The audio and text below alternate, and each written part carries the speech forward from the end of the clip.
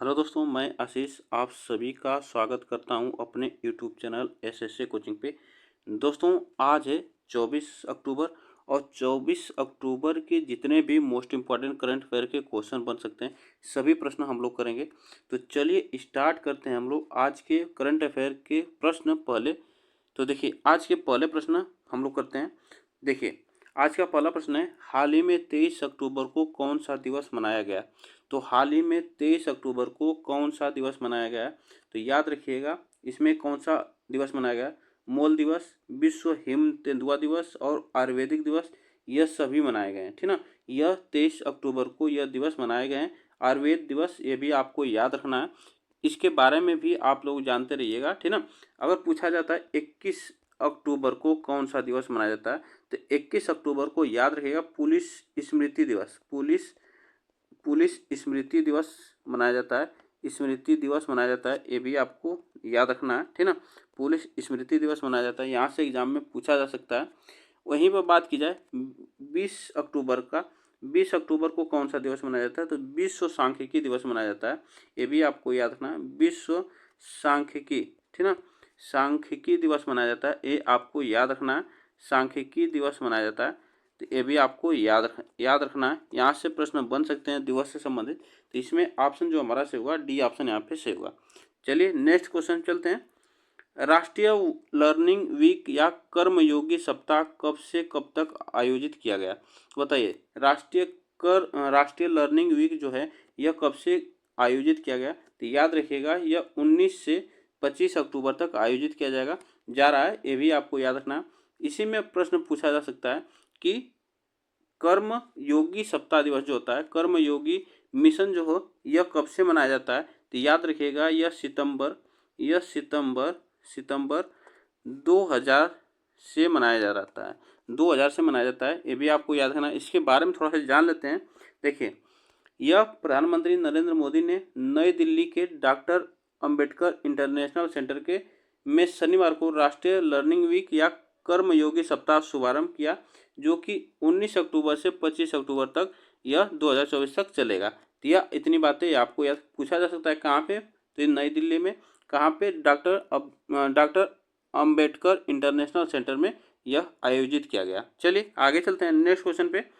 हाल ही में Luong Cuong किस देश के नए राष्ट्रपति बने हैं? तो लुओंग कुओंग किस देश के नए राष्ट्रपति बने हैं? तो वह आपको याद रखना है, यह वियतनाम के, ठीक ना, वियतनाम के यह राष्ट्रपति नए बने हैं, यह भी आपसे पूछा जा सकता है। अगर बात की जाए इसमें वियतनाम की, तो वियतनाम की जो राजधानी है वो कहाँ पे है? तो हनोई, ठीक ना, हनोई यहाँ की राजधानी है। यहाँ की मुद्रा पूछा जाता है तो वियतनामी डोंग है। क्या? वियतनामी डोंग यहाँ की मुद्रा है, इसके बारे में भी आपको जानना जरूरी है। देखिए, हाल ही में लुओंग कुओंग जो है वियतनाम के नए राष्ट्रपति बने हैं, ठीक ना। यह नेशनल असेंबली द्वारा यह 8वें सत्र के दौरान, जो कि 91.67% के वोटों के साथ राष्ट्रपति चुने गए हैं। यह आपको याद रखना है कि कुओंग जो है यह 1975 में सेना में शामिल थे, ये भी आपको याद रखना। और यह 2006 में मेजर जनरल बन गए थे, ये भी आपको याद रखना है यहाँ पे, ठीक ना। चलिए आगे चलते हैं नेक्स्ट क्वेश्चन पे। हाल ही में विश्व स्वास्थ्य संगठन ने किस देश को मलेरिया मुक्त घोषित किया है? तो देखिए, WHO ने आपको याद रखना है किसे मलेरिया मुक्त घोषित किया है, यहाँ से प्रश्न बन सकता है। तो याद रखिएगा मिस्र, ठीक ना, मिस्र को यह मलेरिया मुक्त घोषित किया है। अगर बात की जाए WHO की, तो WHO की स्थापना कब हुई है? तो WHO की स्थापना जो हुई है यह 7 अप्रैल 1948 को, 7 अप्रैल 1948 को स्थापना हुई है। इसका मुख्यालय अगर पूछा जाए तो स्विट्जरलैंड के जेनेवा में। कहाँ पे? जेनेवा में स्विट्जरलैंड के जेनेवा में, ये आपको याद रखना, जेनेवा में, ठीक ना, यहाँ पे जेनेवा होगा। चलिए इसके बारे में थोड़ा सा जान लेते हैं। देखिए, इससे प्रश्न पूछा जा सकता है कि विश्व स्वास्थ्य संगठन ने हाल ही में आधिकारिक तौर पर मलेरिया मुक्त प्रमाणित कर दिया है मिस्र को, और इस वर्ष काबो वर्डे के बाद यह दर्जा हासिल करने वाला विश्व का दूसरा देश बन गया। तो यह आपको याद रखना, इस वर्ष का यह दूसरा देश बन गया है। और 2010 में मोरक्को और 2007 में संयुक्त अरब अमीरात के बाद इस लिस्ट में शामिल होने वाला मिस्र पूर्वी भूमध्य क्षेत्र का तीसरा देश है। ये भी आप इतनी बातें याद रखना है। यहाँ से प्रश्न बन सकते हैं। चलिए नेक्स्ट क्वेश्चन चलते हैं। भारत संचार निगम लिमिटेड बीएसएनएल के नए लोगो किसने लॉन्च किया है? तो आप याद रखिएगा, अब बीएसएनएल का नया लोगो आ गया है। अब 5G आप लोग जानते हैं कि 5G बीएसएनएल का जो लॉन्च होने वाला है इसके बारे में। तो अब बीएसएनएल का नया लोगो आ गया है। अब पहले लिखता था बीएसएनएल कनेक्टिंग इंडिया लिखा जाता था, लेकिन अब क्या होता है, अब इसका जो नया उसमें जो म्यूजिक होता है अब उसमें लिखेगा जो बीएसएनएल कनेक्टिंग भारत अब लिख के आएगा। तो ये भी आप इतनी बातें याद रखना है। तो ये इसका जो लॉन्च किया है ज्योतिरादित्य सिंधिया ने किया है, ये भी आपको याद रखना है। ये प्रसारण मंत्री हैं, ठीक ना, इन्हें आप याद रखिएगा। देखिए केंद्रीय संचार एवं उत्तर पूर्वीय क्षेत्र विकास मंत्री हैं, ठीक ना, यहाँ पे याद रखिएगा ज्योतिरादित्य सिंधिया। भारत संचार निगम लिमिटेड के नए लोगो और इनकी 7 नागरिक केंद्रीय सेवाओं का शुभारंभ किया गया है। इतनी बातें याद रखना। यहाँ से प्रश्न बन सकता है, तो इतनी बातें याद रखिएगा। अगर बात की जाए यह कहाँ पे लॉन्च किया गया है, तो नई दिल्ली में। कहाँ पे? नई दिल्ली में लॉन्च किया गया है, ये भी आप याद रखिएगा, नई दिल्ली में लॉन्च किया गया है। यहाँ से प्रश्न बन सकता है। अगर बात की जाए बीएसएनएल की, ठीक ना, अगर बीएसएनएल की बात की जाए, यहाँ पे देखिएगा बीएसएनएल की बात की जाए तो बीएसएनएल की जो शुरुआत हुई थी वो कब से हुई थी? तो 15 सितंबर 2000 से हुई थी, ठीक ना। यह 15 सितंबर 2000 से इसकी शुरुआत हुई थी। इसका मुख्यालय अगर पूछा जाए तो नई दिल्ली है। कहाँ पे? नई दिल्ली इसका मुख्यालय है बीएसएनएल का, ये भी आपको याद रखना है। और इसके जो अध्यक्ष हैं और प्रबंधक निदेशक हैं वह कौन है? तो वो आप ये इतनी बातें याद रखिएगा कि रॉबर्ट जेरार्ड रवि हैं। रॉबर्ट जेरार्ड रवि इसके अध्यक्ष हैं। इतनी बातें याद रखना है यहाँ पे। चलिए आगे चलते हैं, इसके बारे में नेक्स्ट क्वेश्चन चलते हैं। देखिए किस देश के भारतीय दूतावास में प्रवासी परिचय 2024 कार्यक्रम का आयोजन किया जा रहा है? तो यह आपको याद रखना, भारतीय दूतावास में प्रवासी परिचय 2024 का कार्यक्रम का आयोजन किया जा रहा है, यह आप बताइएगा। तो वह सऊदी अरब में। कहाँ पे? सऊदी अरब में किया जा रहा है। सऊदी अरब की राजधानी क्या? तो रियाद। क्या? रियाद इसकी राजधानी है। यहाँ की मुद्रा क्या? तो याद रखिएगा रियाल, ठीक ना। यहाँ की मुद्रा रियाल है। सऊदी रियाल है। सऊदी रियाल इसकी मुद्रा। इतनी बातें यहाँ पे याद रखना है। इसके बारे में थोड़ा सा जान लेते हैं। देखिए दूतावास के प्रमुख प्रवासी जुड़ाव जो है कार्यक्रम, वह प्रवासी परिचय के 2024 संस्करण का उद्घाटन जो है वह सऊदी अरब में भारत के राजदूत जो है डॉक्टर सुहेल अजाज खान ने रियाद में भारतीय दूतावास में किया है। इतनी बातें याद रखना।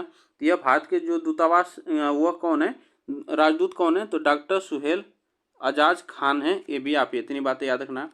सप्ताह भर चलने वाले सांस्कृतिक उत्सव की शुरुआत जो है भारत की शास्त्रीय भाषाएं शीर्षक से एक विशेष रूप से आयोजित कार्यक्रम के साथ हुई है। इतनी बातें याद रखिएगा। चलिए नेक्स्ट क्वेश्चन चलते हैं। भारत और पाकिस्तान किस समझौते की वैधता को अतिरिक्त 5 वर्षों के लिए बढ़ाने पर सहमत हुई है? तो याद रखिएगा भारत और पाकिस्तान की जो समझौता है वह किस पे 5 वर्ष के लिए बढ़ाने के लिए यह बात की गई है? तो यह याद रखिएगा श्री करतारपुर साहिब कॉरिडोर समझौता। यह 5 वर्ष अब बढ़ाने के लिए बात की गई है। इसके बारे में भी जान लेते हैं, यहाँ से प्रश्न बन सकता है एग्जाम में। देखिए भारत और पाकिस्तान जो है करतारपुर साहिब कॉरिडोर पर जो समझौते हुए थे वह वैधता को अतिरिक्त 5 साल के लिए बढ़ाने पर सहमत हुई है। और इसकी बात की जाए तो यह कब हुआ था समझौता? यह 24 अक्टूबर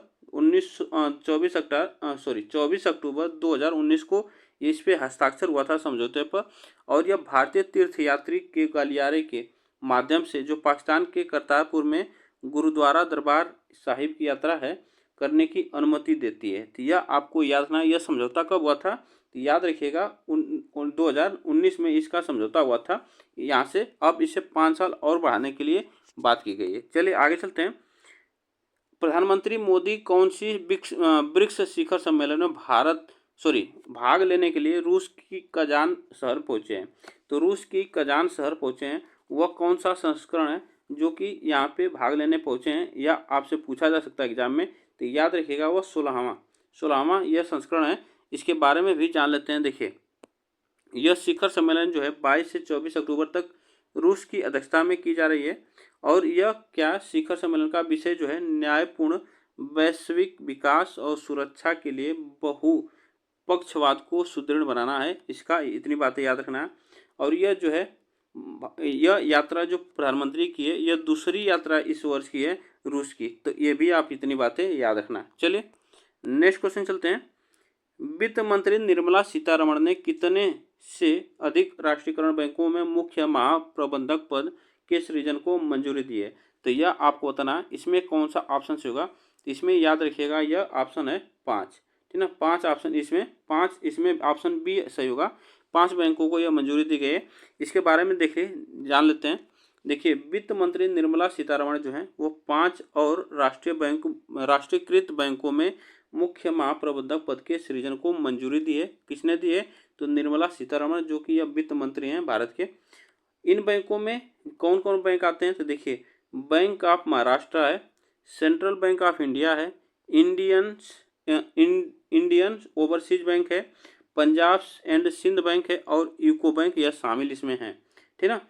और 11 जो राष्ट्रीयकृत बैंकों में CGM यहाँ पे होगा, CGM पदों की संख्या 80 से बढ़ाकर 144 की गई है। तो यह याद रखिएगा CGM यह पदों की संख्या 80 से बढ़ाकर कितनी कर दी गई है? 144 कर दी गई है। ये भी आप याद रखिएगा। चलिए नेक्स्ट क्वेश्चन चलते हैं। निम्नलिखित में से कौन सी सरकार विकलांग लोगों के लिए विशेष अदालत में स्थापित करेगी? तो विशेष अदालत स्थापित करेगी वह कौन सी सरकार है? तो इसमें आपको बताना है इसमें कौन सा ऑप्शन यहाँ पे सही होगा। इसमें याद रखिएगा वह दिल्ली सरकार है, ठीक ना। दिल्ली सरकार यह विकलांग लोगों के लिए विशेष अदालत यहाँ पे तैयार कर रही है, स्थापित कर रही है। तो इसके बारे में भी देख लेते हैं। देखिए दिल्ली सरकार जो है विकलांग लोगों के लिए विशेष अदालत में स्थापित करेगी और यह पहला मुख्यमंत्री आतिशी ने मंजूरी की है। तो दिल्ली के जो मुख्यमंत्री हैं आतिशी वह मंजूर की हैं, इसको याद रखिएगा। इस पहल का उद्देश्य क्या है कि विकलांग लोगों के लिए न्यायिक प्रक्रिया को सुचारू रूप से बनाना इसका उद्देश्य है। और मुख्यमंत्री ने इस बात पर जोर दिया कि नई अदालतों से दिव्यांग लोगों को कानूनी सेवाएं प्राप्त करने में होने वाली कठिनाइयों में कमी आएगी। तो यह याद रखिएगा, इतनी बातें इस पर जोर दिया गया है मुख्यमंत्री द्वारा। चलिए नेक्स्ट क्वेश्चन चलते हैं। अंतर्राष्ट्रीय मुद्रा कोष ने जो IMF ने चालू वित्त वर्ष के लिए भारत की GDP वृद्धि के अपने अनुमान को कितना बनाए रखा है? तो इतनी अपना अनुमान लगाया हुआ कितने बनाए रखा है यह आपसे पूछा जा सकता है। तो वह 7%, ठीक ना, 7% बनाए रखा है। इसके बारे में थोड़ा सा जान लेते हैं। देखिए जो IMF है वह विश्व के आर्थिक परिदृश्य ने वित्त वर्ष जो है 25 और 26 में भारत की विकास दर जो है घटकर कितनी हो जाएगी? तो 6.5% रहने का अनुमान लगाया है। ये भी आपको याद रखना है। कब से? 25 और 26 में यह 6.5% रहने का अनुमान है। सकल घरेलू उत्पाद वृद्धि जो है अनुमान वह 2023 में 8.2% से घटकर 2024 में 7% और 25 में 6.5% हो गया है। ये भी आपको याद रखना है।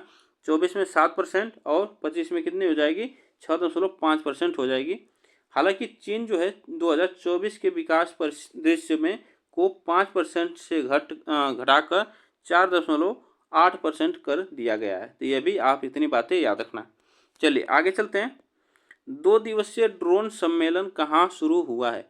तो 2 दिवसीय ड्रोन सम्मेलन आपसे पूछा जाएगा। तो यह कहाँ पे हुआ है शुरू? तो याद रखिएगा यह आंध्र प्रदेश की राजधानी वह अमरावती में। और यहाँ के जो मुख्यमंत्री हैं वह जो हैं चंद्रबाबू नायडू हैं आंध्र प्रदेश के। ये भी आपको इतनी बातें याद रखना है। चलिए आगे चलते हैं नेक्स्ट क्वेश्चन पे। दिल्ली विद्युत विनियामक आयोग के अध्यक्ष पदभार किसने संभाला है? तो आपको बताना इसमें कौन सा ऑप्शन यहाँ पे सही होगा। तो इसमें बताइए इसमें कौन सा ऑप्शन यहाँ पे सही होगा। तो देखिए इसमें जो ऑप्शन सही होगा वह जयंत नाथ है, जो कि यहाँ से प्रश्न बन सकता है। यह जयंत नाथ, यह आप इसको याद रखिएगा। देखिए जयंत नाथ जो है दिल्ली हाईकोर्ट के पूर्व जज रह चुके हैं। ये भी आप इतनी बातें याद रखना। और इन्हें शपथ किसने दिलाई है? तो इन्हें शपथ दिलाई है जो कि ऊर्जा मंत्री हैं दिल्ली की, वह अतिशी मारलेना है। तो ये भी आपको याद रखना है। यह मुख्यमंत्री भी हैं वर्तमान में। तो यह याद रखिएगा, यह शपथ दिलाई हैं आतिशी मरलेना और दिल्ली की मुख्यमंत्री भी हैं। यहाँ से प्रश्न बन सकता है। चलिए आगे चलते हैं नेक्स्ट क्वेश्चन पे। कोयला मंत्रालय के सचिव का पदभार किसने संभाला है? तो कोयला मंत्रालय के सचिव का पदभार किसने संभाला है? तो यहाँ से प्रश्न बन सकता है, तो वह विक्रम देव दत्त है, विक्रम देव दत्त, जो कि यह 1993 बैच के IAS अधिकारी रह चुके हैं। ये भी आपको याद रखना है, ठीक ना। यह IAS अधिकारी भी रह चुके हैं 1993 बैच के। तो यहाँ से ऑप्शन जो सही होगा हमारा डी ऑप्शन यहाँ पे सही होगा। चलिए आगे चलते हैं नेक्स्ट क्वेश्चन पे। ATP टेनिस टूर्नामेंट 2025 की मेजबानी कौन सा देश करेगा? तो बताइए यह कौन सा देश करेगा? तो यह करेगा भारत, यह देश करेगा भारत। इसका आयोजन कहाँ पे किया जाएगा? तो चेन्नई में किया जाएगा, चेन्नई में किया जाएगा। इतनी बातें आपको याद रखना है। अगर यहाँ पे ATP का फुल फॉर्म पूछा जाए तो इसका फुल फॉर्म होता है association of tennis professional, association of tennis professional इसका फुल फॉर्म होता है। यह बातें आपको याद रखना है। तो आज के लिए बस हम लोग इतने प्रश्न करेंगे। आप लोग बताइएगा यह प्रश्न कैसे लगे। वीडियो को एक बार लाइक शेयर जरूर कर दीजिएगा और चैनल को सब्सक्राइब कर लीजिएगा, जिससे कि डेली का करंट अफेयर आपको सुबह 6 बजे जरूर मिलती रहेगी। तो तब तक के लिए थैंक यू सो मच आप सभी को।